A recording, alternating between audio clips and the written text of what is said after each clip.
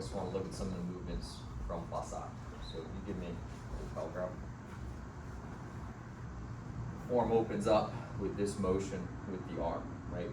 So this idea of reinforcing the arm to strip the grip. You go to the other side, right? Harder to strip a grip like that, right? But you still can. Yeah, be careful. Injure your fingers, right? Does that make sense? I turn, I step to get my weight into it, I reinforce with that arm. So from here, there's a lot of locking type motions going here. Good. Okay, okay. When we look at this inside block, something I've used in the clinch quite a bit, right? There's just motions like this that turns the arm. And then from there, I can get onto the back. It can even just give me a good opportunity to throw a strike. And also look at these kinds of motions moving to the inside just to frame. Or of course, more conventional explanation that you throw a punch, right, and it blocks to the inside. We also have the outside block, right, which I tend to think of more like a strike, right? So maybe I come in with that first one, and I'm coming down and striking with the second, or maybe the opposite.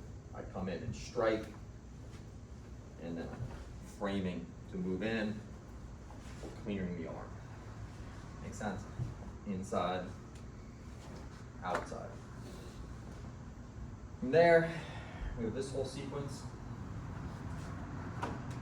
It's very simple, right? I put the fingers into the eyes. That makes sense? And then I follow up to punch. I have that clearing motion, strike, clearing motion. We have these series of knife hands. When I move down, again, I like to think of it as a strike or a frame. You give ground, I'm moving forward to advance, and this arm comes over, lift, kicking low. Form turns, changes direction, arms coming up, and then down. So again, give me a grab real quick, right? If I can shoot those arms up, and grab in, just grabbing the legs, right? And then we follow up with that jump, which I would interpret as part of the takedown. From here, we have this sequence, kicking into the palm, following up at the elbow. Technique we're familiar with, kick with that back leg low, following up at the elbow high. Now we have these U punches. Technique I actually use a lot, especially DT is good for this because you're so much taller. A lot of time when your target's a little bit higher, a straight punch can be harder to land. A lot of times, especially up close, this punch that comes up and around can be very effective. Now from here we have